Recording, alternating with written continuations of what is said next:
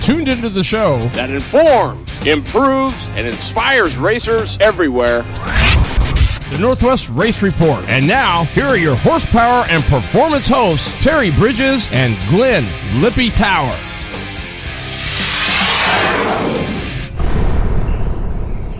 We've already looked at the idea that if it doesn't work, we'll have to take it out, because like I said, last weekend, it was you couldn't get through. You know, that's why I put the no parking signs up. They were parked on that side, they were parked, and it just dumbfounds me. Well, I mean, you see how many people are here for practice.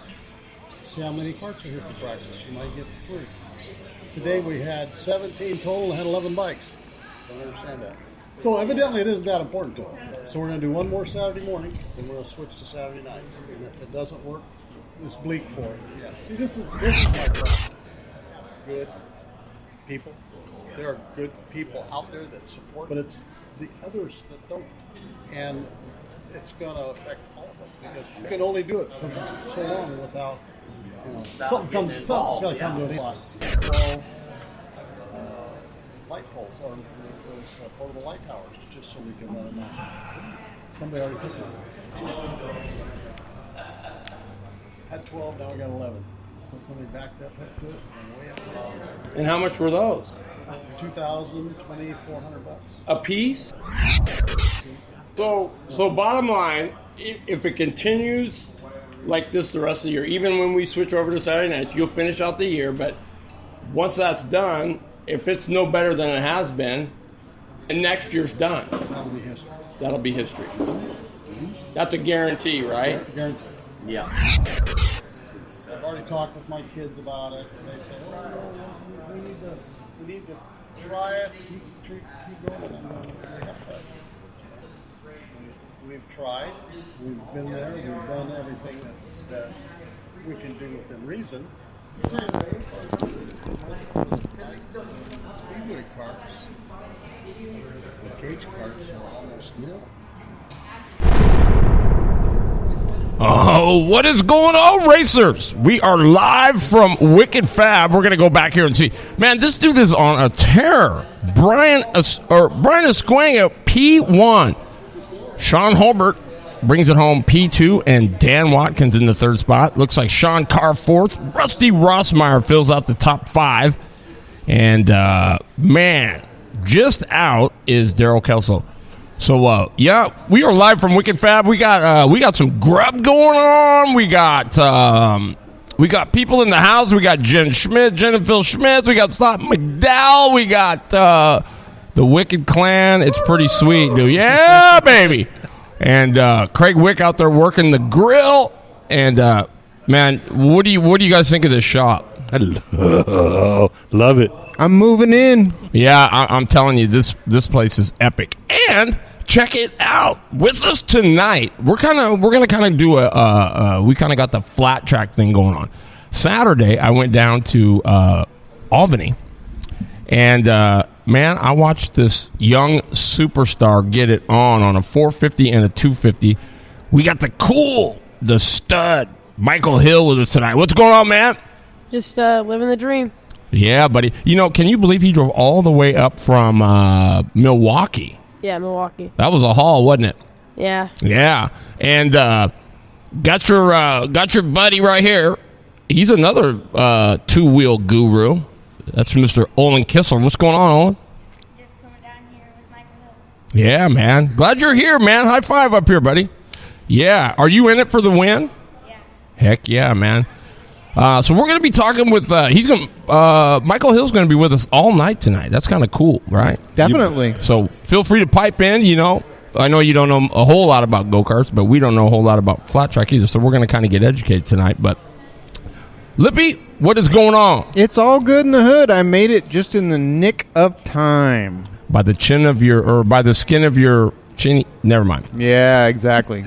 You was on the countdown. It was getting ready. Yeah, it was. So, Jeff, you're here tonight. I expected you to be in Willamette. Yep, there we go. Everybody was here. I'm getting it chewed again. Nothing like throwing a wrench into the show. No. No, I had a doctor's appointment, and then it got canceled. So I just jumped in the rig with Terry, and come on. Well, we're glad to have you. I was an awesome surprise, by the way. Yeah, absolutely. So, Michael Hill, how was your day? Oh, it's good. I had finals today, so I finished those up, and then we headed out here. Wow, right on.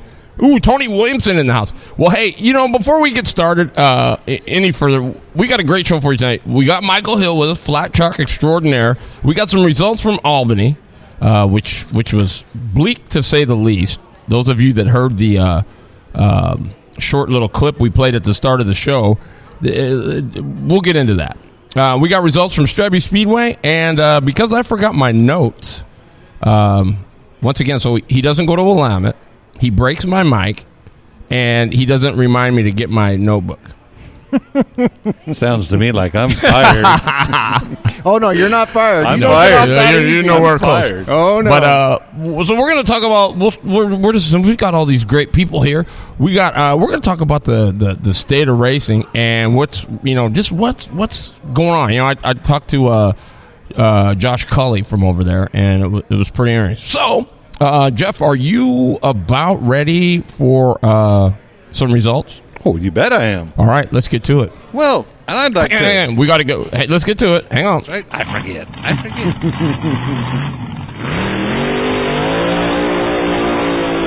And tonight's Winter Circle Wednesday. We are live from it. Wicked Fab in Auburn, Washington. Since 2002, Wicked Fab been bringing you the stuff in hot rod fabrication. It's absolutely gorgeous. Craig Wick and his gang do a great job. So if you're thinking hot rods and you're in that hot rod mind, think Wicked Fab. www.wickedfab.com on the web. And check them out on Facebook, Wicked Fab, and stop by and give them a like. What do you got, man? Well, first thing I got is I'd like to welcome a new sponsor to my segment. Absolutely. Yay. This week at the track's going to be brought to you by South Bay Automotive. It's your one-stop auto shop for all your automotive needs. Stop in and see Frank and the gang and tell them you heard it on the Northwest Race Report.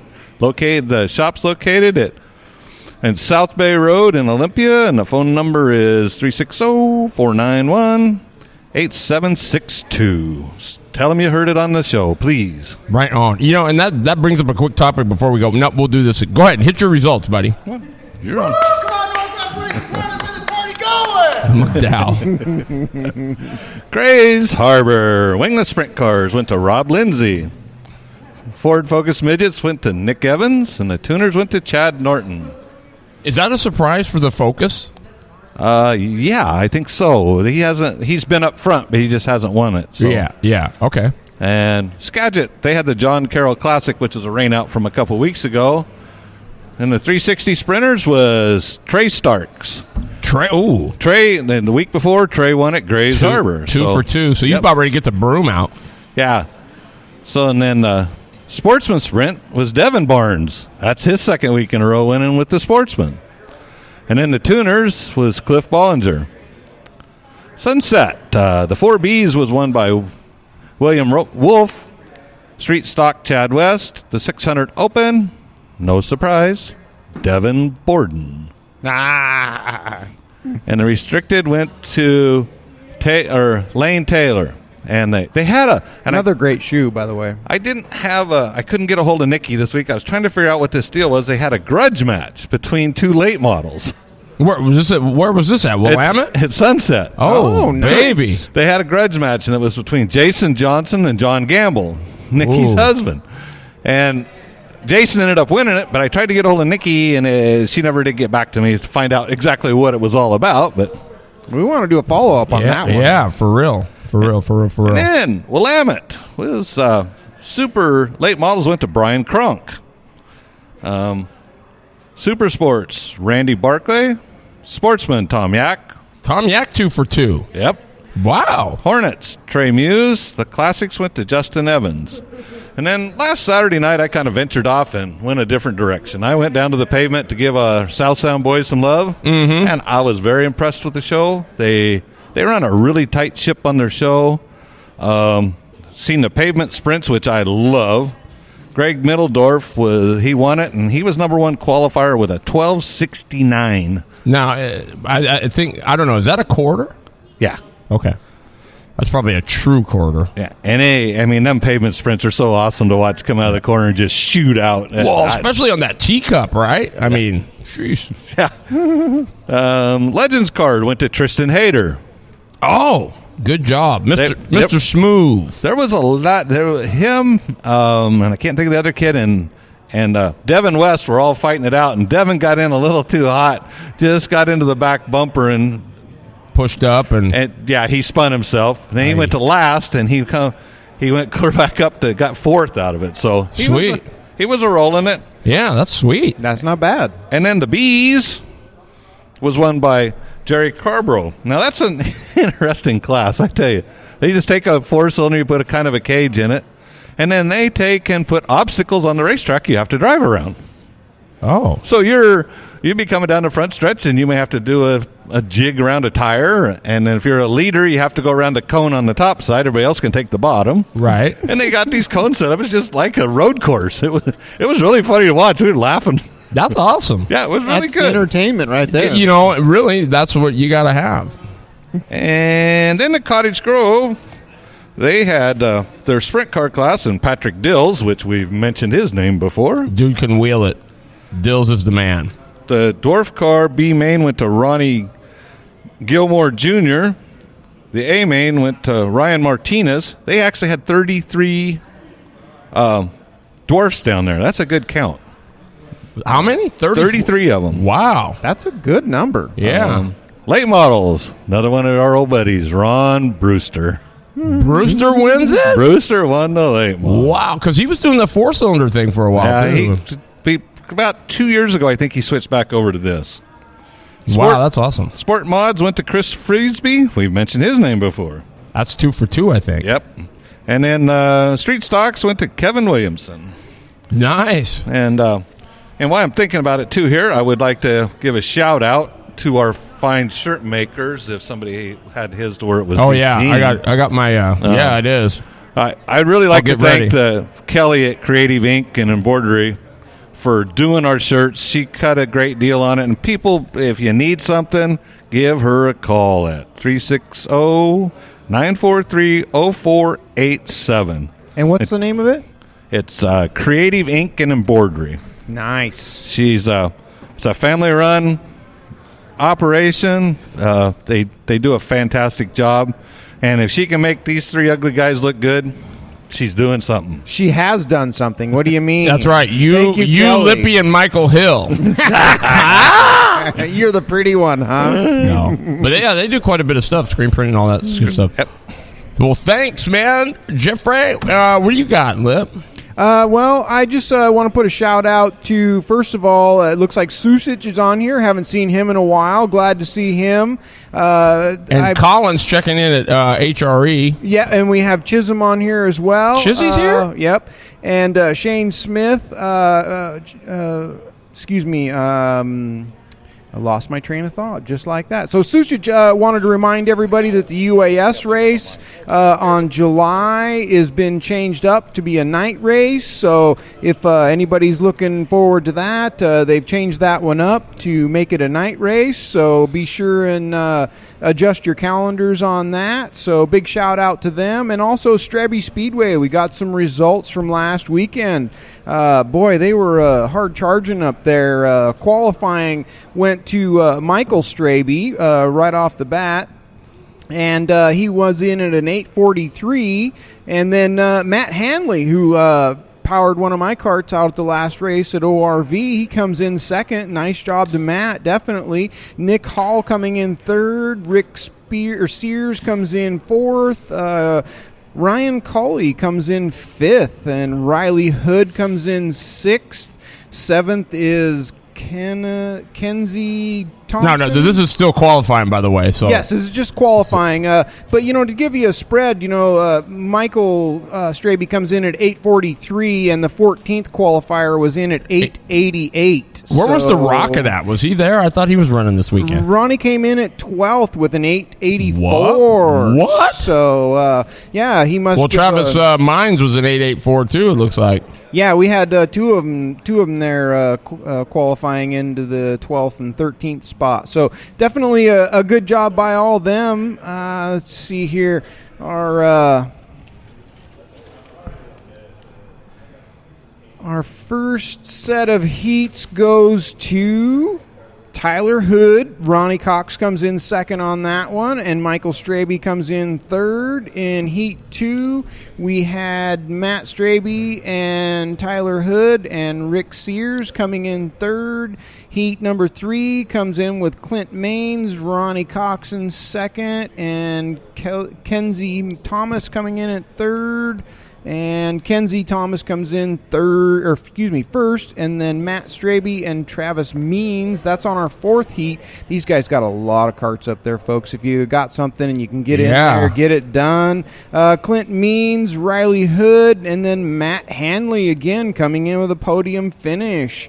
Looks like a C main. So only one transfers, I think, out of that, right? Yeah, it's looking like that. Yeah, it says winter transfer, so yeah, good deal. So Travis Means comes in out of that one, and then the C main, Ronnie Cox comes out of that one, along with Ryan Colley. Transferring out of the B, and then the A. Wow, check that one out. The A main, Kenzie comes in number 1, Michael Streby comes in number 2, and Rick Sears comes in number 3. Great job for all those folks. And they had some lap leaders too, right? Yeah, exactly. Rick Sears led from lap 1 to lap 8, and then Kenzie from lap 9 to 21. That's a big spread right there. Yeah, Great job right there. And Michael Streby 22, 23 was Kenzie Thomas again, and the hard charger for the whole day was Ryan Colley, +4, so he picked up 4 spots on that one. Great job to them, and the whole Streby Speedway up there, they do a great job. I can't wait for the what is it? The 4th, yeah. 4th. And I hear they're trying to hook you up a ride. Somebody said. Oh, that's what Matt was saying. He was trying to see if you had something that you could run. So I'll bring a brain bucket. I don't know. Yeah. But, so I'm looking forward to that. That's awesome. Good job to all those folks out there. I also want to give everybody out there that's participating in our, what were we calling that anyways? The Northwest Race Report Summer Chat Series. Yeah, the Summer Chat Series. So I want to give you, as of last week, this is our point standings, and this has been 2 weeks in a row that Brian Esquinia has held down the number 1 spot. Jerry Fonfera comes up deep out of the field to pull in the number 2 spot. Dan Watkins is in the number 3 spot. He's always right near the podium. And let's see, Sean Carr coming in 5th, Streby Speedway coming in 6th, Jason Susich is in 7th, Brent Myers in 8th, and Scott Keeney is in 9th, and Scott, who's that? He's from back east. Oh, Scott Warning. Scott Warning, sorry. Drew a blank on that one. Dix is coming in 11th. Rick Worley's in 12th. 13th is Jeremy Means. Rusty King's in 14th. And Matthew Hanley's in 15th. And Brian comes in again this week at podium finish. And then Sean, this is new to me. Sean Hulbert. Yeah, Sean in the dirt. Oh, Sean in the dirt. Yeah. Jeez. He comes in second, and Watkins comes in third. So there's going to be some mix-up coming into next week. Brian's going to hold it, but I think Watkins is going to move up. So it's a great job with our point standings the way we have it, guys. You guys are moving all over the place, and this is making it exciting. Yeah, we're gonna hook up a swag bag and have some stuff in there. But for next week, is that 3 in a row for Esquinia then? That's 2. 2 in a row. 2 in a row. Well, yeah, this week makes it 3. Makes it 3. So we've got, you know what? I'm going to put a bounty on Esquinia's head because we've got that last Burris beanie. So next week, whoever knocks off Esquinia, if they can, will get this Burris. Cool little. You got one? Yes. Nice little Burris. Love it. Beanie. They're pretty tight, and you probably won't wear it in the summertime, but still, it's that's your bounty for Esquinia. So Blue Line Graphics, and that's one of the great people that helped us out BLG. They've got over 50 great wraps and all kinds of cool graphic designs for your race car, for your tow hauler, for just about everything. BLG. So, when you got to have the good stuff, you got to have BLG. So absolutely. He's been with us since the beginning, and we appreciate the heck out of him. He does awesome work. Dan Watkins is already claiming the Burris cap. And also shout out to Brenda Jarrett. I seen that snuck in over there. Glad to see her. She's my right-hand lady at the track. All right. I cool do deal. Hey, Brenda Jarrett. Seeing her and supporting us. Thank you for that. Awesome. Yeah, and Brian, Tony Williamson are here. I mean, there's Jen and Phil Schmitz are here.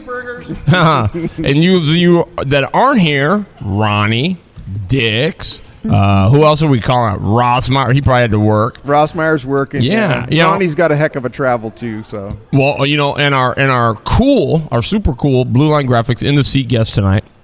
He's sitting in with us. He drove all the way from Milwaukee, Oregon. So what's your excuse? Glad to see everybody here, though. Yeah, that's awesome. And let's see. Well, I went down to Salem. What did Michael? What? Give me your thoughts on Salem. What did you think? Were you disappointed in the turnout? Albany. Yeah, or Albany. I'm sorry. Yeah, I'm sorry. Yeah, no, Albany. We never really get that many bikes out there. It's mostly just carts, but there was hardly any people out there total. Why do you think that is? I think just because it was a day race, and some people were saying that a lot of the kart guys were going out to Willamette that night, and just most of the bikes, because Castle Rock was going to run that night as well. Mm-hmm. But it's not a very established track. Like some of my friends that I race with, they're going out for practice night tonight there. Oh, so you brought your bike because you're going to go hit it when you're done? We won't be able to make it down in time, but my bikes are in the van anyways. Are they always in the van? No. I just put them in there so they're ready for this weekend. So, and we're going to get to more questions, but just one right here.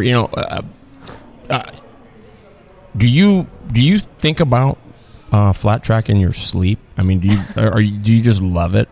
Yeah, it's a blast. It's all I think about every day, 24/7. Wow, that's pretty awesome. Well, that's a good head in because I was down. Get this, Lip. You weren't there, but I don't know if you heard. If you heard the little clip, you heard Bob Leach. We talked to him. 17 entries, 11 of them were bikes. Oh my! That's how many carts were there. So what does that leave? Let's see. Let's do our Hill. What is that? With that basic math, what is 17 minus 11? 17 minus 11 is 6. Can you say that again? A little louder. 6. So there were 6 carts. That's a pretty good turnout, isn't it? Maybe like for a class, for carts. For a class, that's correct. But even, yeah, I mean, sad, huh? Yeah. Normally there's a lot of carts that show up, it seems like. Well, yeah. I mean, and they switched to the day thing because I think some of the cage kart guys were wanting that so they could do both Willamette and Albany, right? Yeah. They'd do the day and then go run the night show. Right. I believe that was why they did that. I don't want to throw anybody under the bus. No, That's not but what I mean, we're here no, for. it isn't. But yet, I mean, you heard on the clip. I mean, he told me, he sat there and he said, we've already made concessions to tear it up. He says, I've talked with my boys, and he says we're going to do one more day show. And then after that, we're going to go to the night shows. And he says if it still doesn't improve, it's done. He says I guarantee it's done. I support Albany. They have a great facility there. I don't have any qualms with them whatsoever. I haven't talked to anybody that raced there the last weekend. I know when I was there, that's the first time I had ate up a set of tires in a long time. So rumor has it they had added some sand to it. I don't know if that's what did it or not. I'm not sure. And again, I don't want to throw anybody under the bus. I appreciate the heck out of anybody that'll run a kart on a track or allow a kart being run on their track. So I appreciate that. And it sounds like he's paying attention to what's going on. So they're going to rectify the problem by adding the UAS into the evening race. I think that's definitely going to boost their numbers back up down there. And let's face it, it's Central Oregon and it's hot. So it only makes sense to try and do that. I've never had so much fun as the time that I was down there and ran the Burris series. Yeah, last year that was under the lights. Under the lights, that's exactly right. They went 20. I think you guys went 20 with no cautions. Exactly, it was 16 or 15 karts in that single class. I mean, it was just phenomenal. And just a great racetrack that had 2 grooves, and we had so much fun there. So, they tried something different this year, and it's not going to work or isn't working. So it sounds like they're ready to make the change to back to what did work. So, hats off to them for paying attention to that. And, everybody should try something new once in a while. And so they proved that it's not working. Well, you got to try something, right? It's just like setups and everything else. You got to try something. If it doesn't work, you go back to the baseline and get after it. Well, here's the results. I mean, it'll be quick because there wasn't really much there. My man Michael Hill takes the 250s. Beginner box went to Taylor Fuller. Adrian Richard was second. 65cc went to Alejandro Williams. And guess who wins the 8.5? The main man right here, Olin Kissler. 450 went to Mr. Hill. Dude, you should see dude on a bike. Both these guys, man, they're poetry, dude. They are poetry. And Scott Bauman won the vintage. KT Heavy, there was 2 entries. Jeremy Brown and Bill Story. Jeremy Brown wins it. Story was second. Let's see. Pit bike went to Alejandro Williams. Wade Bauman was second. Subaru Intermediate went to Brianna Fuller. Natalie Richard had it. And then she spins in turn number 3. Coming for the white flag. So Brianna Fuller. Yeah, she was getting ready to sweep it. Colin Mendez was third. Brandon Sucic took the 206. And that's that was about it. Always hard charging Sucic. Yeah, I don't know. What you remember what time we were done? Oh, I'm not sure. Like it was pretty early, wasn't it? Yeah, it was fairly early. Yeah. Probably around 2. So, what was cool was, Phil Fow is a former, he was a national number 69 back in the day, and he was a 3-year expert, so he moved up the ranks pretty quick, but he was over giving Hill some pointers over there, and I wish you would have got on the bike and rode it, because I think there would have been some some jaws dropping. But what did you think of the advice? I mean, and you can be honest, seriously. I mean, I want you to be honest. Don't hold nothing back. Well, a lot of it was Phil Fowler's a cool guy and everything, but I mean, a lot of the stuff, it was hard to put that stuff to use because of the track, because it was super tacky, and you can't really ride a dirt track on a track when it's super tacky. It's just 2-wheel line, pick up your foot and go. So it was kind of in like starts and stuff. It's just. It looked good though when you were out there trying it though. It seemed like it was working pretty good. Yeah, no, it was just the track was kind of it's not, since they put the new red clay in last summer. It just hasn't been the same. It's fast when it's really dry. That's when I like it, like on Wednesday nights when nobody's out there running. It's really fun. So isn't that crazy how cars wanted that cocoa brown, almost on the verge of being soupy, just nice and running. I'm talking about that nice cocoa brown. I mean, the stuff's stickier than pavement, I swear to God, when it's right there. Yeah, it is. But then the bike guys, they like that stuff where, you see the bottom of the car in it, that shiny dry slick. You guys kind of like it where it's rubbered over, don't you? Yeah, we like it to groove up, or just when it's a cushion, it's fun that way. But because we have the hot shoe on our left side, so we like to glide that across the dirt. It's like a balance point. But when it's super tacky, it'll grab the metal shoe and it'll yank your leg back. So then you're holding your foot up the whole time, and it just wears you out faster. Sure, that's awesome. Wow. So do you ever go to the outside? It seems to me like that'd be a lot of follow the leader, wouldn't it? I guess it just depends on the track. Like, at Skagit, we ran the flat track finals there last year, and we're going to do it there again this year for the Northwest Championship. But, yeah, you can just pretty much run anywhere on that track. And where's this at? This is Skagit, Washington. Okay, yeah. Skagit's always been killer. Now, you were saying Castle Rock is coming up too, right? Yeah, this Friday. it's going to be a fairly large event because Dirt Quake is the following day, and it's just it's just motorcycle shenanigans. It's really awesome. That's all. He said shenanigans. I love it. Yeah, that's pretty cool stuff. Dirt Quake coming up. I'll have to get some stuff on that. That sounds pretty good. Sounds really good, actually. So I don't know if anybody knows one of the guests here tonight had asked you, Jeff, right, if they knew Gary or Kirk Eklund. And, this show supports all racing, and we think all racers are part of the family. So he just had a stroke, and I guess he's not doing too well. So, tonight before you lay your head down, say a little prayer for Gary Eklund and hope that he gets better. That's a bad deal right there. So, what time are we coming up on? Yeah, we're doing pretty good.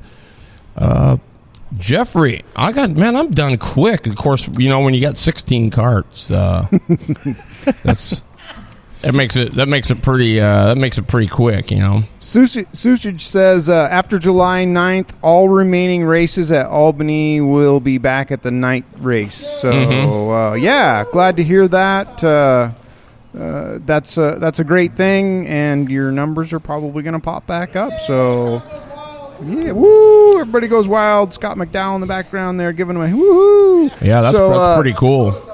And also a shout out to Chizzy. I know we said he was here a little bit earlier, and I'm going to get into that a little bit to let you know what the scoop is on that. But I'm just going to say head up to you, Chizzy. Head up. Yeah, for sure. So, and since I left my notes home, so I'm just kind of I'm as Esquinia said, I'm just sort of freeballing it, So. Well, I got some more stuff if you want. Well, hey, let's chat about it. Well, we got this last week. The modifieds started out down in Medford, and they're working their way back up the I-5 corridor as we speak. They're down in Willamette tonight, and just out of a kind of a thing for you, the Speed Week this year has drawn drivers from Oregon, Washington, California, Montana, North Dakota, North Carolina, and British Columbia. Wow. So right now, as of tonight, I just got a text from Sean in the Dirt. They're averaging 42.6 cars a race now. Are you kidding me? So that, for a traveling series, that is good. That is good. That's really good. So I can, down in Southern Oregon, they're at Medford. I think they had 44 cars there that night. B Main went to Alex Stanford. B Main 2 went to Mark Carroll. Last chance qualifier went to Steven Sturdivant. A Main went to Ryan Gaylord from Lakewood, Colorado. Kellen Chadwick from Oakley, California had number 2, and Superman Colin Feinberger had number 3. I'm going to tell you another guy who's killing it. Sprint-wise is Patrick Desbians. Yeah. Tuda's been on fire, man. Yep. That's cool stuff, though, when you see the local talents, getting out. Because he's not running. We got a big dog in here, too, so. Go ahead, man. What else you got? Where's Kevin Bridges? That was a dog. Not a train, but a dog. When they went down to Wairika there to Siskiyou's, they had 35 cars there. B Main went to Bryson James. And Bryson will race anything with wheels on it. He has been in a cage cart back in Millbridge. He runs a sprint car for a guy, and then he's running the family modified. So, and then B Main number 2 went to Nick Trenchard. Last chance qualifier went to your winner from the night before, Ryan Gaylord. Sweet. And then the A Main was won by Kellen Chadwick. I don't know if everybody knows, but about 5 years ago, Kellen was in a very, very serious accident. He had his neck broke. He spent a couple months in the hospital. The axle halo in the car, he got hit so hard and everything happened. The guy drove through him, was actually in his neck. It was bad. Wow. So he's really, really, really lucky to be racing. And then Lance Maury was number 2, and number 3 Colin Weinberger. Wow. So he That's had a good pretty start. First night at Cottage Grove. And they had 41 cars there. B main went to Danny Lower. B main number 2 went to Lance Murray. Lance Chance qualifier went to Brian Thompson. And the winner, Kellen Chadwick. Wow. And it sounded like this race was pretty exciting. Like he run 20 laps behind everybody and then moved his way up and took the lead right at the end. So he's... Wow, sweet. Then number 2 was Ryan Gaylord. Number 2, what's number 2 what? Second place. Oh, okay. And then number 3 was Bryson James. Yeah, he's a wheel. So For sure. And then Cottage Grove number 2, they had 48 cars there, so they dropped the last chance qualifier and just went with 3 B mains. First B main was Don Jenner. Mm-hmm. Second B main was Eric Ashley. Third B main was Jake Maiden. Number 1 in the A main, Mark Woggy. So now they ran back-to-back at Cottage Grove? Yeah, they were supposed to run at Coos Bay on... But they backed out. Or Coos whatever. Bay, whatever happened there, Coos Bay dropped the deal. So yeah, and so, but and then Alex Stadford, and then Bryson James again. So, and then tonight they're racing at Willamette.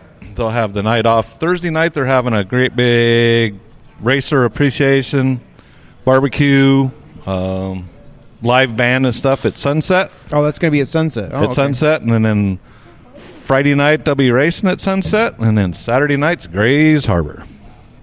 Nice. Coming up to the Grays. Good to see Brent Meyer checking in.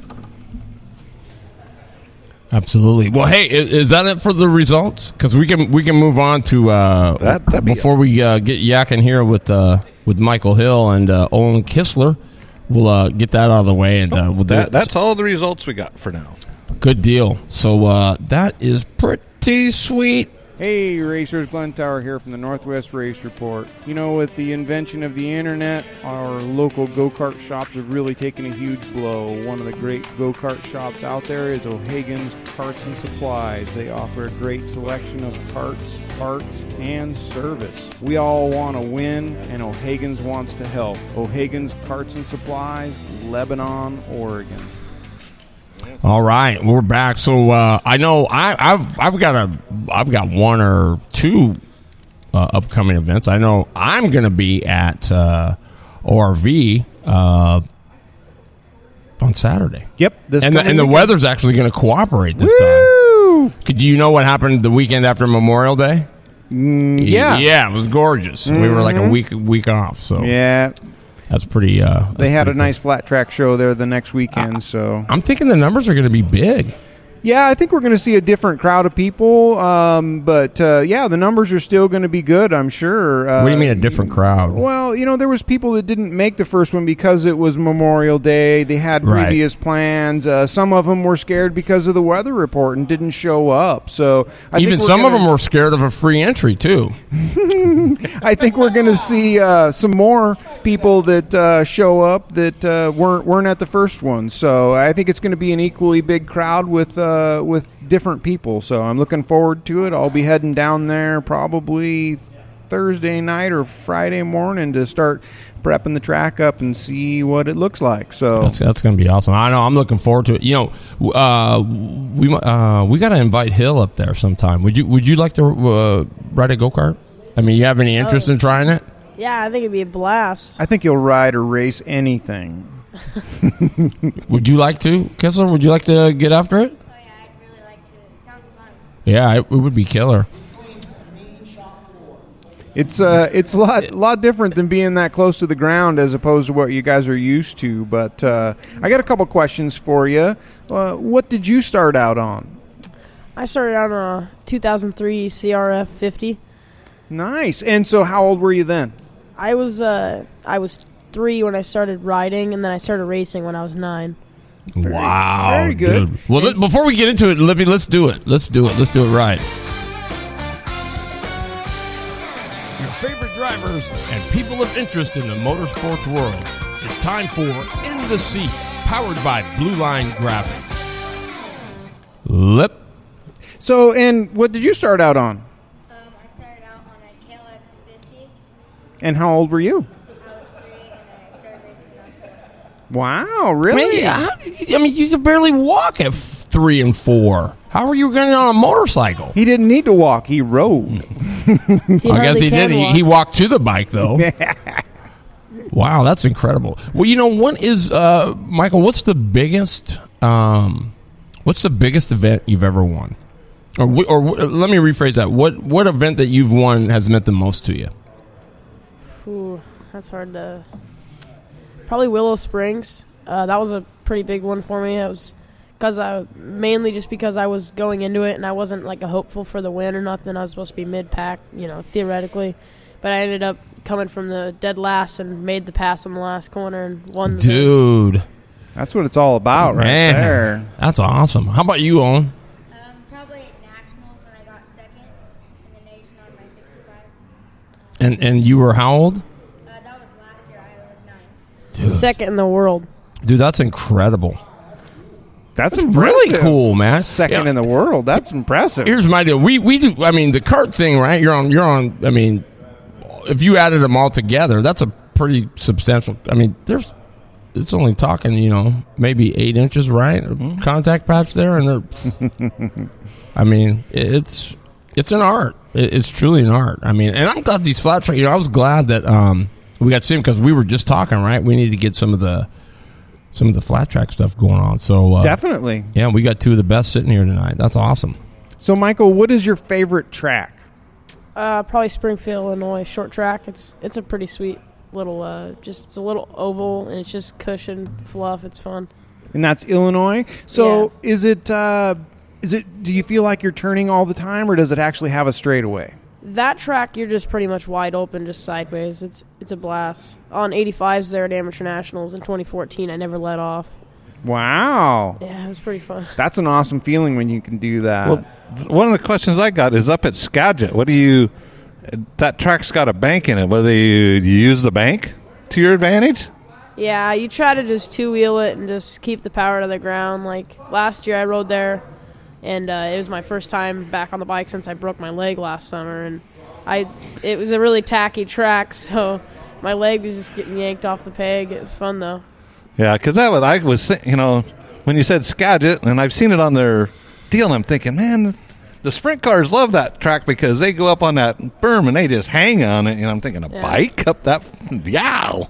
Yeah, with the cars, it gets pretty rough. When the bikes go out there, it's pretty rough. So you just gotta hold on. Definitely hold on. Well, if you come down to Elma sometime, I'll introduce you to a guy that's running a dirt modified, and he used to be. Fact is, we have 2 of them that run in the modified class that was national champions in flat track, and old Delbert walks along and he goes, "Yeah, I rode flat track," and he takes his elbow and his arm, and it just pops out of joint.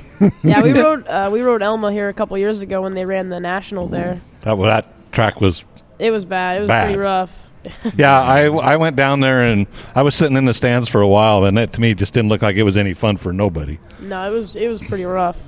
It's usually a bumpy track, so yeah. I'm glad to hear that they're doing a little bit more with it. Owen, so what's your favorite track? Probably Salem. It's really smooth, and that's really where I learned to slide. And So- it's pretty banked. So the Salem Indoor. Yes. Yeah, you can't beat that for wintertime racing. It just doesn't get any better than Salem, does it? And it's pretty much every other weekend down there too, isn't it?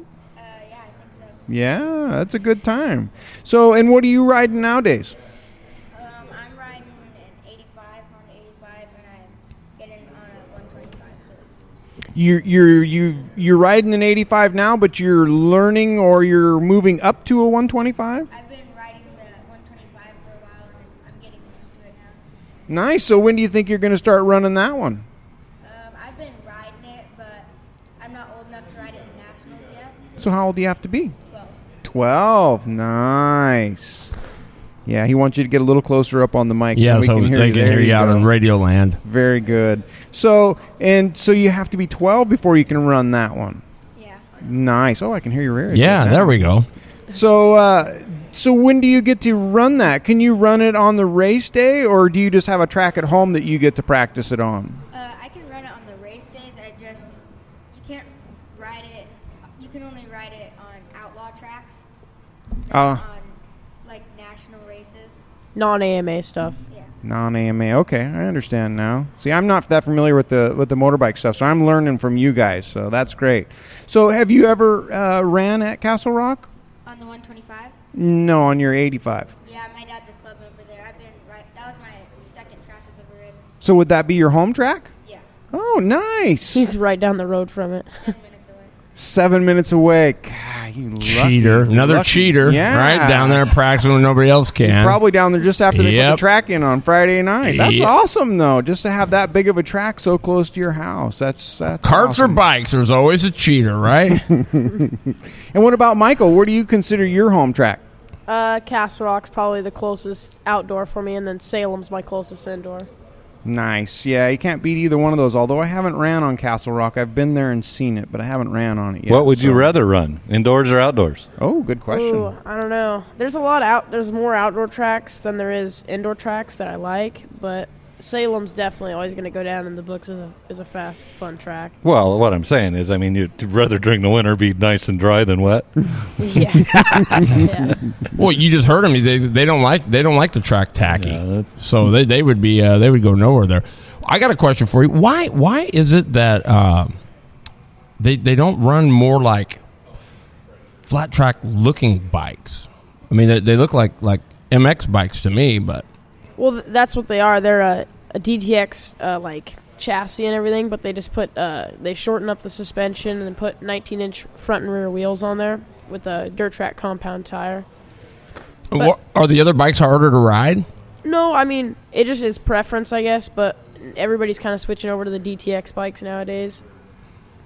So they're a lower profile? Is that what you were getting at? No, it's just the suspension's better on them and they're more modern. Just Oh. Parts and everything. Gotcha. Kid's knowledgeable. Yeah, he should be. I mean, he cleaned up down there. You should have seen him. You should see the leathers he's got. His dad makes leathers. Well, it's not his trade, but he can do it because of what he does. And man, they're sweet. They're white and orange, and I like him already. Yeah, they're orange tight. is mine in a color. They're tight, man. They're sweet. You need to get some. Yeah, I've had some bottom. I just need a top. Yeah. Well, you're 9. You're what, 9? 10 now. 10 now. So yeah, you're. Yeah, did get that right. You're going to be grown out of it, but here in another probably a year or two. So 10, he's only 2 short years away from that 125. He is chomping at the bit. I can see it. yeah, for real. August. He's Nice. counting that down, too. Yeah, he's got it down to the month. I like it. You got the hours figured out, too? That's the drive. That's the drive right there that we all wish we had. Well, let me ask you, what is it that you like most about flat tracking?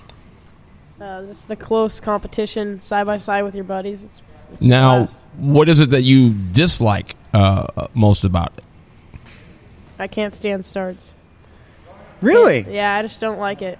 I mean, maybe when I'm comfortable with the people around me, but when you get on these tracks that you don't ride with people a whole lot, and you get next to people that are typically sketchy, or they're just not, and they just bonsai off the start and they clip you and.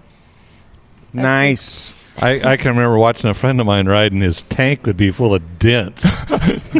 Well, I mean, if you think about it, so he's even a smarter racer because he watches his competition. He knows dudes that are sketchy and shady, and He pays attention. that's what I mean. There's just so much more to it. That's what makes winners right there. Yes, it does. Yes, it does. So we're gonna try to squeeze Craig Wick in here because this is a pretty phenomenal shop, is it not? Yes, it is. I got one more question for Michael. How many bikes is the most you've ever ridden with on one race?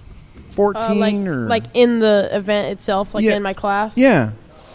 I'd have to say probably 18 or 20. What's that like? I mean, because the bikes I see you guys run so close. We have the open wheels and we have 4 of them. So, we don't really, I can't feel the guy leaning on me. But you guys out there, when you get that many together, I mean, what's that like? You're basically shoulder to shoulder sometimes. Oh yeah, it's nuts, especially like if you're in the front row and there's 3 other rows behind you and you get a good start, you know that all those guys are behind you on a tiny short track. You can just hear them and feel them, can't you? Yeah, you can just feel the ground just vibrating as you're Well, I'd going. rather they were behind me than me behind them. Well, yeah, Yeah. definitely. But, man, we were at Rainier here just the weekend or so ago, 2 weekends ago, and it amazed me. I mean, it's a pretty small track, and they're getting 14 to 16 bikes out there at once, and they can actually go through, their whole heat without anybody wrecking, and that is just phenomenal to me. They are right in each other's business, but nobody, makes any contact, and that's saying something. That's probably something that's missing from the karting world. I got a question for you. You ever follow NASCAR? Do you watch? Yeah, we used to a lot, but we've just been so caught up with racing lately. Well, I'll give you a little. You know who Kenny Schrader is? I've heard the name. If you want to meet Kenny Schrader, go to Banks on Friday night to the modified race down there. Kenny Schrader will be there. This Friday? This Friday night. I'll be racing. He'll be at Castle Rock. Oh. Heck yeah, baby. He was up at Monroe today. Was he? That's what I heard. Schrader, yeah. Running a late model show? Yeah, they were doing. No, it was it's a Ride along. Oh, cool. That's where the Schmitz came from. They both got ride-alongs with Schrader. Nice. And the Nice, late model nice, broke an nice. A-arm off, so they took the modified, changed tires on it, put a seat in it, and used the modified for the the ride-along car. I heard he was drifting on the small track with it, too. Yeah, he did figure 8 with an old guy that is not doing well. He has cancer, so he took him out on a figure 8 course.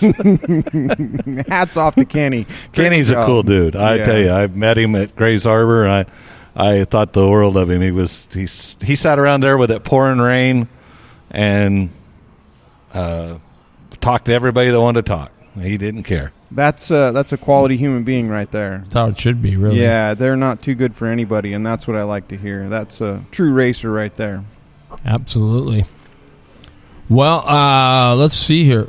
Yeah, we're going to try to get Craig Wick on because he's been kind enough to, good grub, burgers and dogs, and check it out. Oh, we got some. Well, you know what? There's only one. I don't want this. You know why? Doesn't have an autograph? That's right. I don't take unsigned photos. Look at him lay that thing down. And where was this taken at? That was at Rainier last summer. It was. Yeah. Nice. He was at Rainier the night we were there. Really? Yeah. Oh, that's So awesome. now I got something to pay attention to. I didn't even spin that night, so you should have watched me. Oh, there he is. Hey. Oh, that's the mile? You're the man. Look at that. That is sweet. Yeah, I'm going to keep this. This is going to be worth some money someday, I'm pretty sure. Well, hey, Craig Wick, welcome, man.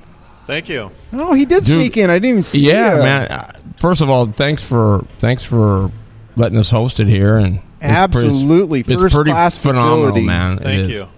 Glad to have you guys. Yeah. I was late getting in, so haven't got to see very much. I did go next door to use the restroom real quick, and man, I didn't know it was even this big. Holy moly. So, great facility. We can give you a full tour when you're done here. So. I'm looking forward to that. For sure. So, since 2002, Wicked Fab has been doing the hot rod stuff, right? That's right. What started all that? I guess the passion for cars. I started this business. I was just going to build small parts and headers and oil pans and kind of stuff for race cars and hot rods. And that didn't last long. Next thing I knew, I had a shop full of cars and 5 employees, and time to move on. Now we've got 11 employees here. And Wow, that's pretty awesome. So where does this? I mean, people, you got to know. You're not here. You can't see it, but you could perform major surgery on this place. I mean, it's antiseptic. Everything's in its place. I mean, it's pretty phenomenal. Is that something? Have you always been anal like that? Neat, Nick. Please. I could be sloppier. I've got a couple guys that work for me that keep things in line really well. Yeah, Yeah. that's cool. That's the key. Having good employees, definitely. So how many cars are you rolling? I mean, obviously they're rods, so you can't really. It's not like a car dealership where you're rolling cars in and out. But I mean, Yeah, we have at least a dozen projects going all the time, and then as far as complete cars, a car usually takes a year to a year and a half to build. If it's not too complicated. We've got a 51 Ford we've been working on for 3 years. So wow. Now is that because the guy keeps adding stuff, or is it It's all custom. Okay. Yeah. Sweet. So I'm sure I've seen you've won a lot of awards. Is there one award that has probably meant more to you than any of the others, or? I don't chase awards. You don't? No. Okay. I enjoy helping people make their dreams come true. And if you get an award for that, you get an award for that. Yep. Yeah. The most rewarding thing is people get their cars out and have fun with them. And I got 3 texts last weekend from customers that won awards, and they're having fun, right? So that's what it's all about. Yeah, that's really cool. Which one made you feel the best when it rolled out, though? I mean, did you have any of them, or do they all just stand out the same? Well, it's always good to see the taillights. Amen By the to time that. you're done with the project, you're happy to see them leave. But favorite cars, it's usually the customer that makes the job fun or not, right? Mm-hmm. How into it they are, and we have some customers that'll come down once a week and check on their cars, and others that you won't see for months at a time. Call me when it's done. Yep. Yes. Is there any crazy thing that's happened to you that you went, oh man, that's crazy? You probably gotta have a million stories, but I don't know. Crazy good or crazy bad? Oh, you pick it. We'll stay away from the bad. Oh yeah, I got that's some right. of I those forgot if you want to about share, but Oh, I forgot about that one. Oops. Well, hey, it happens to everybody. So, what's your plan? Where does it go from here? Is this something? Does it stay where it is? Is it going to get bigger? Is it going to? I don't know that we really have a goal of getting any bigger. Just try to keep building good quality stuff and keep the workload manageable. Yeah, exactly. Now, do you do race car framing cages or? Not really. Not really. Yeah, we just stick to mostly all custom cars. We've done some drag car stuff, but it's all been they're like show cars that people take to the racetrack, right? Right. We're getting ready for this year in SEMA. We're debuting a car down there that's pretty exciting. It'll be unveiled in the Classic Instruments booth, and they'll have a big unveiling ceremony on it, and then we're going to sign it up for the Battle of the Builders. So we'll be competing against all of the big name car Boyd builders. Coddington and all that, and all those other hot dog guys, and that's the nation too, right? Right. Yep. Wow. So that's exciting. We're excited about that. That's some pressure right there. That's super cool. So, what about what's your feeling on spending that time with your son, going racing? I know you guys do a lot of that and the Rotax stuff and on the asphalt. So, I mean, is that a joy of yours too? I mean, do you really enjoy that? We have a lot of fun. Yeah. It's a real good way to make sure they're not in trouble. They don't have time to do anything else, right? Mm-hmm. That is such a key. I so believe in that it if they got time to race, they don't have time for anything else. So that's a big key. Did you have any go-karting in your past? I raced dirt carts in the early 90s. Oh, so for 3 years, I think. So you've been there. You've done some of it. Yeah, we can roll it. Nice. I'm pretty sure you can, yeah. You going to get back in one? I keep threatening that if they don't straighten up, I'm going to put a big fat seat in that.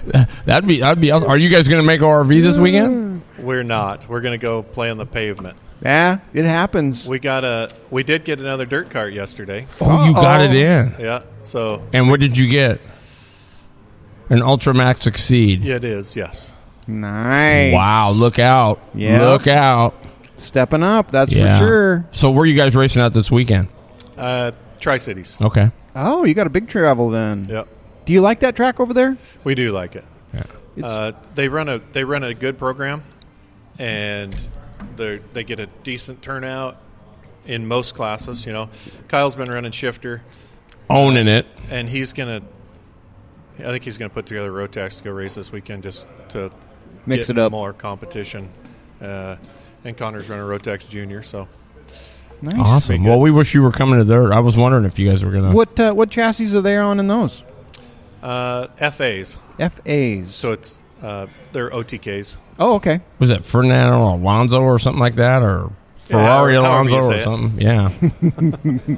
Wow, that's awesome. Nice. That is awesome. Well, I just want to say, I appreciate you. Seriously, I mean, I seriously appreciate you helping out the show. I mean, we try to steer as much we can your way. I don't know how much we're going to do, but I mean, I obviously know that you're doing it to help me out more than you're thinking you're going to get a whole bunch of hot rods, and that means a lot. We appreciate the heck out of you for sure. Yeah, thank you. Good deal. And you got a first class facility, so Man, no kidding. we might be back just for the burgers. All right. For real. You're always welcome. Did Williamson take off? He did. He gave me the nod a little while ago. Cool. They were headed out, so Cool. I didn't get a chance to talk to him. But, Yeah, I was going to get him on, but apparently he bailed out early. So what's Wick's future looking like? Do you have bigger plans, or is kart racing going to be it for a little while, or what's on the horizon? Or am I asking a bad question with your wife standing here? We don't really know. he keeps looking over there like, She's a racer. Nice job, Mom. Can I answer that, honey? There's no real plan. I mean, gonna race karts. He wants to race at the highest level he can, right? Sure. So he's running S2 shifter in the SCUSA series right now. We went down and ran the Spring Nationals and did real well. Ended up, he's the points leader after the weekend was over. Sweet. Kid's got a cool head, man. He under pressure, he is something else. He stays pretty calm. Yeah, exactly. Yeah. Doesn't get rattled too much. And his thought process is way different. That's huge in this sport. I fall victim to it all the time myself, So when I see these youngsters that can do that, I mean, it's just phenomenal to me that they can do that at such a young age. So I think as far as his goal would be to race cars, but knowing the right channels to do it in and all that is key. So sure. There's always supercart. I mean, you could go into that. Yeah. It's a much bigger motor. We're talking 100 and some mile an hour, I'm not doing it, but we went and ran one road race last summer, and he literally ran the tires off of it. I mean, he I was there. It was crazy. Went from 35th to 2nd in the first lap and didn't understand that he needed tire management. So he blew the front tires, blew the right front in 7 laps, and then went out and blew a tire again the next one. So wow. That's crazy. Literally drove the wheels off. That is something. Rolling. He can roll. I mean, he jumps in anything, right? I mean, it's just so it's man, that's awesome. That is awesome. Super awesome. Well, what do you got? You got anything for Lap and Lip? Because I got one more question for Wick before he gets out of here. Nope. Well, Craig, I mean, you can kind of lead us into this thing because we talk about it on the show all the time, but Jeff and I were talking about it today, and, there was some stuff that went on back east with the UAS deal where, to me, it's just, I mean, I just can't even believe it. But what do you see as what's the holdup in the sport, right? I mean, some people say, well, it's they don't promote it, and other people say, well, and I'm sure you saw that article that Howden wrote that was, never have I seen basically more of a bunch of idiots out there than I mean, the lack of respect between drivers, right? Yeah, I think that's kind of society now, right? As much as it is in racing, I think he hit it on the head right there. It is definitely something that's accepted, which, 10 years ago it wouldn't be accepted, and that's the sad part. And it's obviously not in your family, but in other families, it's a breakdown that's happening that builds respect in children that's just not there anymore. And your children have a great respect, and I haven't raced with kids that respect anybody, as much as yours do. So I totally you actually get it. had to tell Connor to move somebody out of the way. I did, and it was frustrating to be behind him to watch all that. That's why I just felt I needed to go over and pass that on to him, because he was way faster than that guy. And so but I hope I didn't ruin him for you. I had second thoughts after I talked to him. I was like, that might not have been a good thing. It was good. The next race, he did exactly what you told him. So good. So that lack of respect thing, but then there's the flip side of it where you get the if you get we all know what a blatant dump is, right? But there's going to be some kind of and so you get that and you go, man, some of that stuff is like you're not even supposed to touch them, right? So it's kind of one of those things. You make your bed, like the Gold Cup did that for a lot of these, right? Now, anytime there's any kind of contact, somebody wants a call, and that's going a little too far, in my opinion. There's going to be contact. I think a lot of in sprint racing, the karting's gotten so expensive that it chases people off. Mm-hmm. A lot of the big team to come in and they're dominating the series. And well, when you pay $600 to get into an event for an entry fee, correct? Would you say in all seriousness, is it fair? Is that a reasonable amount to get for an entry fee? Well, when you get your tires with it, so that helps out the right. It confirms a little bit that right. It's Mm-hmm. I would rather pay. Let's just say, so you take your tires off. Now it's $380 for your entry fee, right? I'd rather pay $380 for an entry fee to a race that was professionally run than $150 to a race that the officials are corrupt, or if you feel like you got a fair shake. And I've been at races where my kids have done something wrong, and whether the officials, I've been the dad that told the officials that they've missed the call, right, and penalize them yourself, right. So, and that's that's a rarity. For what do you say to that? That's really how it should be. It's cheating and all that. So, you're just not. I don't know. I just don't know how people can do that. I guess it's just kind of the nature of the beast. But I think it's one thing if guys want to cheat for themselves. If an adult wants to modify their engine or whatever, and they're going to cheat, and they get caught, it's them, right? But if you're cheating on your kid's engine to make them run better, what are you teaching them?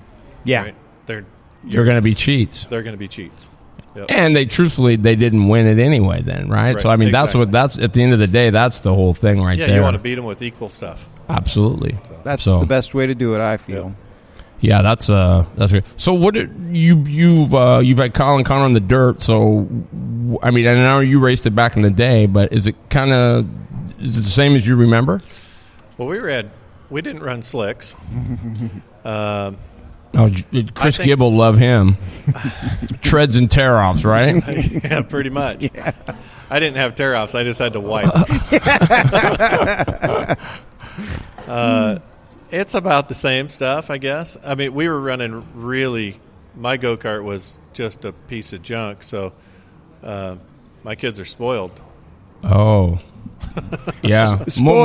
Yeah. Your kid's spoiled. I'm looking at his shoes. He's got duct tape on it. He's not spoiled. You know where the money's going then, right? Yeah. It's going to that new right front that he wore off in 7 laps.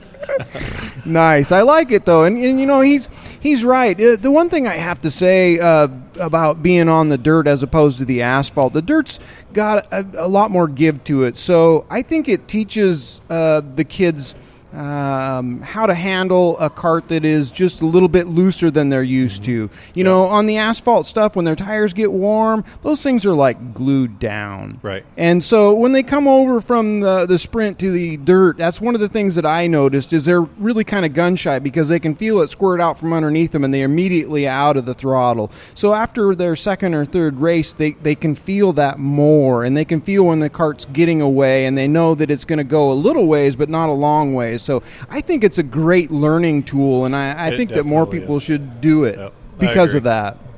So that's my one experience between the two of them that I think is great for kids especially. It's almost like racing on the rain, in the rain, excuse me. So it's a good deal out there, I think. There's a lot of control you have to have. You're not just not steering, but throttle control and everything else going with it, right?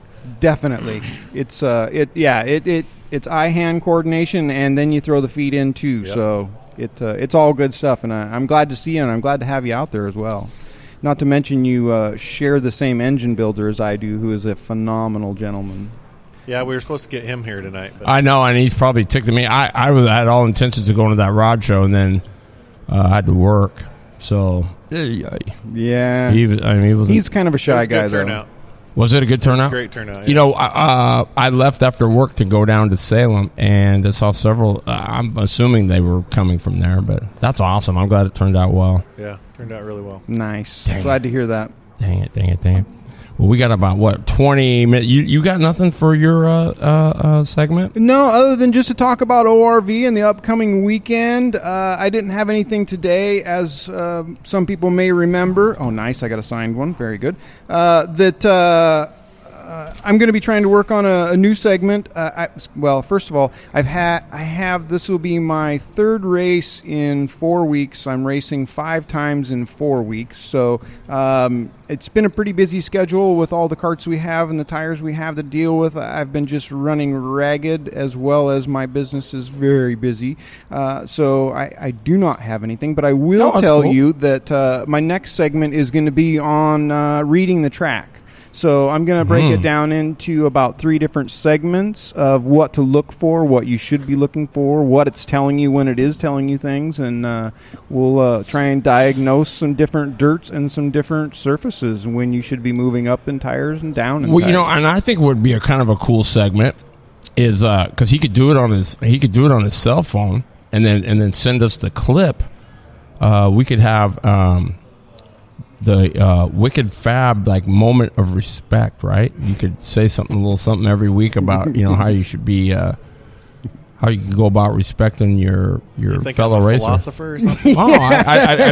You know what? I think sometimes your thoughts they're dead on, and they're the right way you should be thinking. I mean, I think he's just very genuine. That's what I mean. That's what you want. I mean, we're talking 30 seconds. Hey, racers, Craig Wicked Fab, boom, boom. You never know. You got to start somewhere. That's why Mike won't answer our calls now. He thinks we're going to try and put him on the air every time we call. I think you're right. Well, maybe what we should do is get Scott McDowell in here for your Lappin' with Lippy segment. Yeah, what's up, Mr. Lappin' with Lippy over there? Craig Wick, thanks, man. Appreciate it. Thank you, guys. Yeah, you're awesome, dude. Thank you, Miss Brenda Jarrett, for showing up. Yeah, for real. I will see you. No way, I get to talk? You do. Unless we take the mic away from you. Well, that's an easy thing to do. You might regret it. I think... Hey, so anyway, real quick.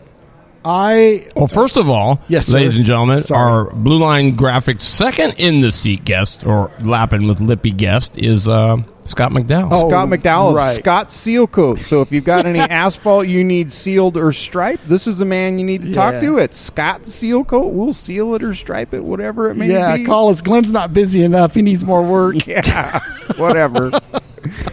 So what do you got? You got something good coming up? Hey, well... We're not going to be at ORV this weekend, and because a very close friend of mine named Rick Levitt, he is a retired Army person that works at the school district with me. He's very involved in all kinds of volunteer stuff. Well, they do this thing called Mile of Remembrance, and it's once a year. They have a run where people jog. I don't do that, of course. So, and it's in Seattle, and we are meeting at the Super Mall at 4:30 a.m.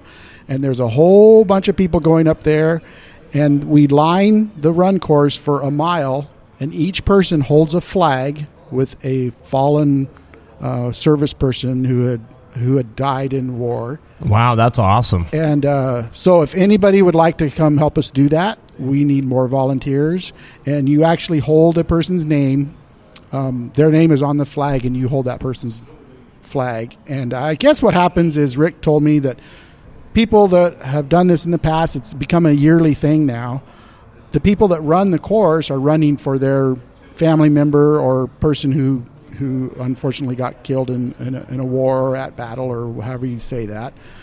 And they come and they find the flag, and you're holding, that person's flag, and you make a connection. So he told us to make sure we bring lots of Kleenex. It's very just emotional. What I was going to say. Yeah, I know. I'm going to hear your voice cracking now. I'm going to cry. And so Jackie and I are like, I'm going to do that. And so we both committed to do that. And so this friend of mine, Rick, he's very passionate, and I respect this man hugely. He awesome. does so much, and I wish I could be more like him. And so I said, you know what?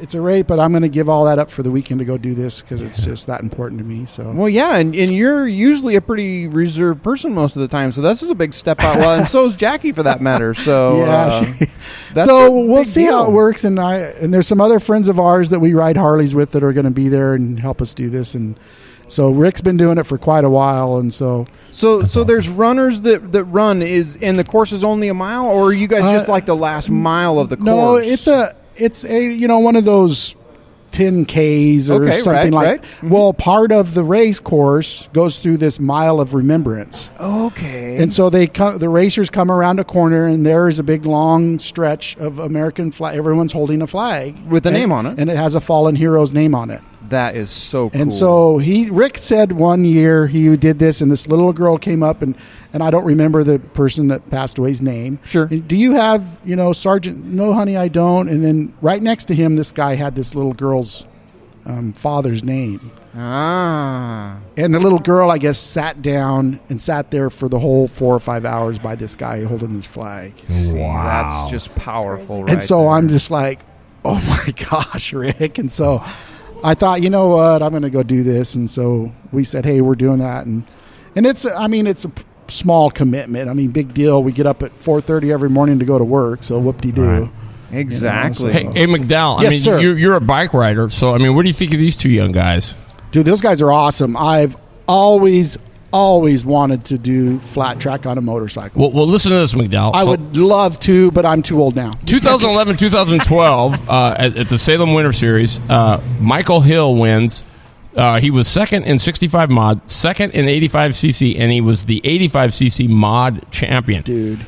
2012 Castle Rock Summer Series, he was the track champion in 65 mod, 85cc, and Mad Dog. Wow. 2012 Prairie City, California, he was the SRVA TT track champ. 2012 the FIM, what's that stand for, Michael?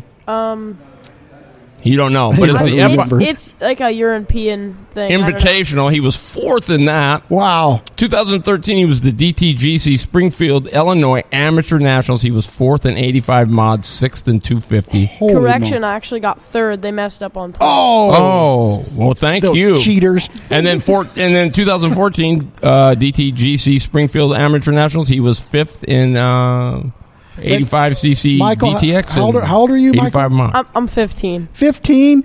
Dude, the girls have got to be all over you. You are a stud.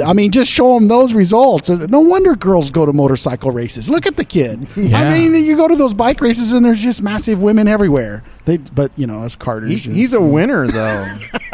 We're just filler. Then this last season at Salem, I took both 250 classes and the 450 sport class. I remember seeing him. Dude, that's incredible. Yeah. That is awesome. I have one Well, question. I got my Harley out there. Would you like to go rip up and down the street in it, do some black marks? I'll let you do a burn-off with it if you want. I would. You practice your scratches. Well, hey, Lip, before you go, I just want to say, never mind, I lost my train of thought. Go ahead, it's all you. I want to know what the Mad Dog is.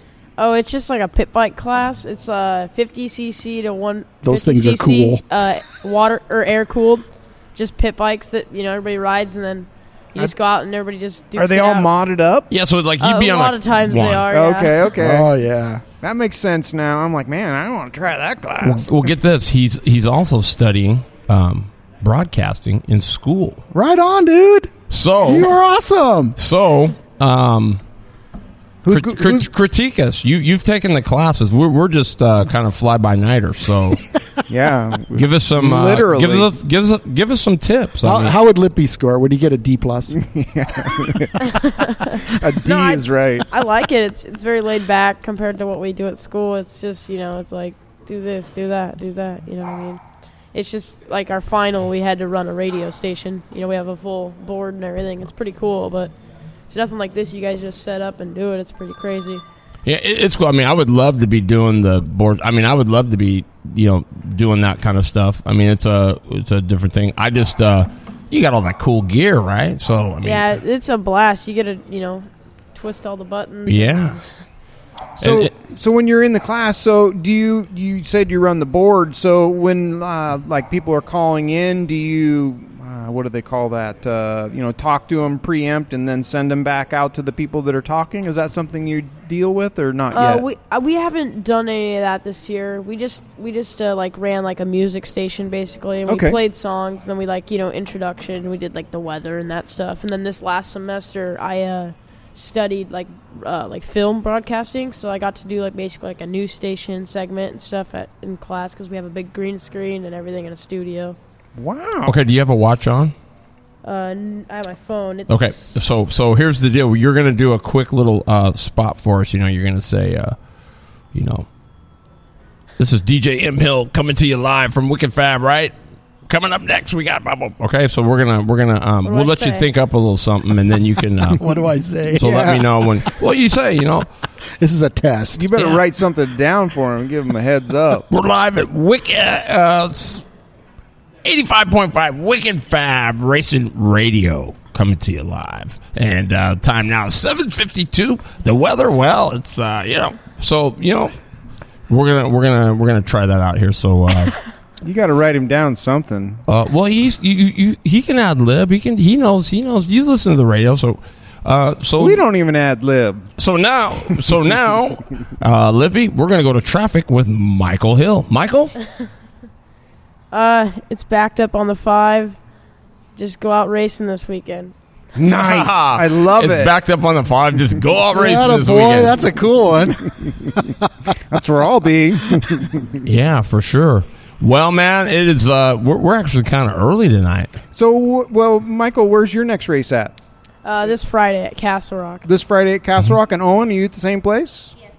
Nice. And you're both going to be running 85s, or are you doing the 125, Michael? I'm going to be in the 450 Pro-Am along with the 250. way. Yeah. Boom. Nice. You're a little guy like you on the 450? Boom. How do you even keep the front wheel down? I don't. Yeah. And he rides the wheels off of it too. Oh, man. And Mr. Owen, what are you going to be spiriting this weekend? I'll be riding the 85. The 85, and just one class, or you got 2 you're running? We have 2 classes. So what are they both called? 85 DTX and 85 mod, I think. Okay. McDowell, would he fit in your winged car? So, an arcade car? Oh, yeah. So do you squeeze them in there? You're allowed mods in it? Do you know what kind of mods they get to do to it? You can really do anything in the mod class with your bike. You can, Really? yeah. Stroke it, run it on alcohol, doesn't matter, huh? They'll let you do whatever. Within reason. So, do you guys run the TT track or just the oval? Both. Well, this weekend we'll just be running the oval. Okay. So the oval's a big one though, right? Yeah. Wow. Yeah, like this. So they added a second jump. It's kind of a ski jump Oh. versus the tabletop that goes into the center of the Yeah, track. We ran yeah. that at the beginning. It was just the oval and then the little. Years ago, we ran some go-karts over that jump. Yeah, I watched you guys out Yeah. there. That's crazy. I didn't get to be part of any of that. I think I'm kind of glad. My back's still in one piece. It's pretty bumpy, I think, in a cart Yeah. and pretty dry slick. So Michael, you said you broke your leg. What is that the worst accident you've been in? That and I broke my wrist this last February, actually on Valentine's Day at Salem.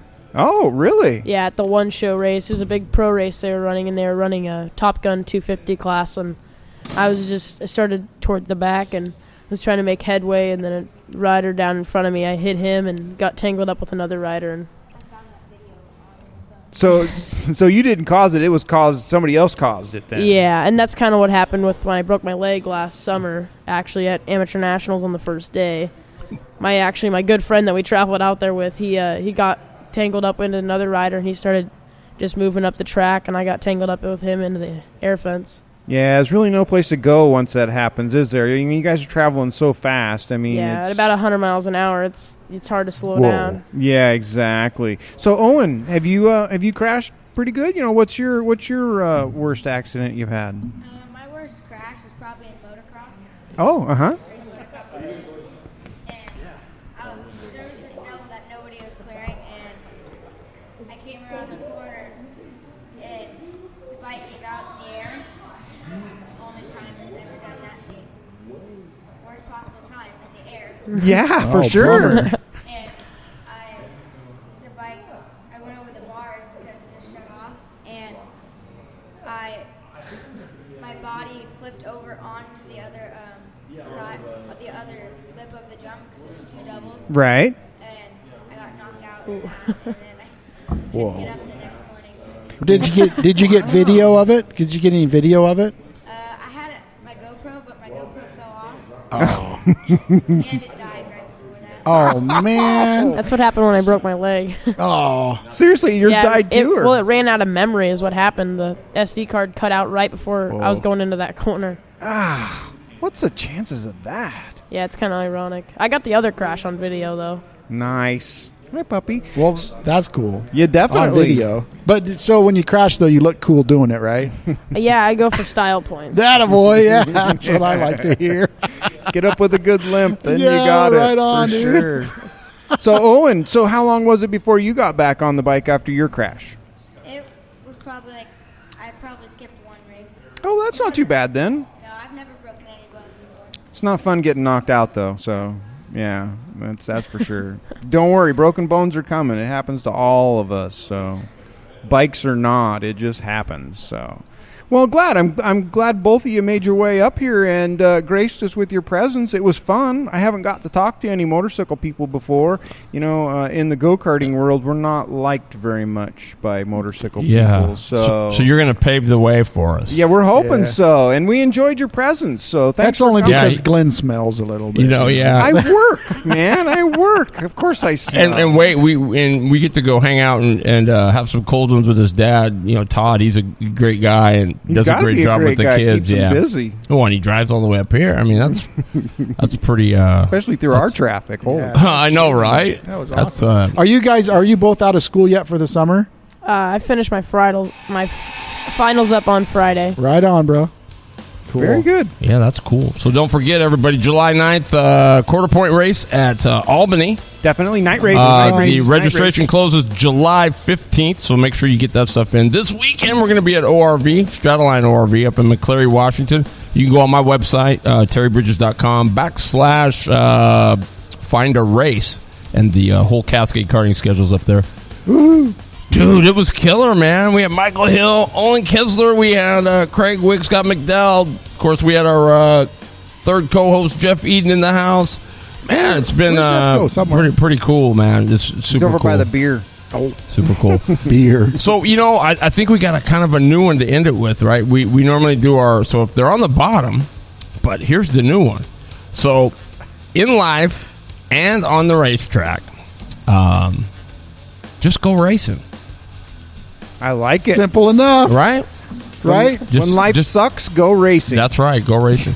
And just remember, you guys, it's like Craig Wick said, you know, when you go this weekend, you know, show some respect for your fellow drivers. Amen to that. It's a big deal and it goes a long way. Just respect to your fellow man. Yeah, absolutely, man. Thanks to Craig Wick for having us here. This place is awesome. Cool show. Thanks for everybody showing up. The good grub. I'm going to go get some grub. We get the grub and the tour afterwards. Come by and check this place out. It's cool. For sure. Scott Steelcoat, BLG, Blue Line Graphics, Wicked Fab, O'Hagan, and O'Hagan, South Sound Automotive. Just for the great sponsors. 64 will be rolling in Spokane. That's right. Woohoo! Of the Northwest Race Report. So we appreciate all you great sponsors. That's it, I guess, right? Adios. It is. It's a wrap. Yeah. Kyle Wick going to be at Tri-Cities this weekend. They're going to have a club race over there. So if you're in the Tri-Cities area, get over there. They got a great facility, and they're good folks over there. Definitely good folks. Yep. And Jason Suchich, thanks for making it, man, finally. And, don't forget, you guys, you got to get down there and support Albany. It's about ready to go bye-bye. So if you got any questions or you want to talk further, you can give Bob Leach a call or hit me up, and I'll make sure I get you that information so you can talk to him. Because it's serious business. You don't want to lose another dirt track, right, Lip? No, don't want that to happen. They've got a great track there, so get down there and support it. Yeah, absolutely. So, that's it for this week. Next week, well, I'll hit you up. You guys will know what's happening. And good luck to everybody that's going racing. I'll be live from ORV this weekend, so be sure you tune in. www.terrybridges.com/listen-live-2. That'll take you right to the player. Michael Hill, thanks, man. Yeah, it was a good time. Olin Kissler, thanks, buddy. You're the man. Next time you got to bring some hero cards because I need an autograph from one of you. Yeah, thanks, Michael the Missile. Yeah. Good Nice to stuff, meet you guys. Keep it up. We'll see you next week. Thanks a lot for tuning in, everybody. We love you. Adios. Good night. God is good.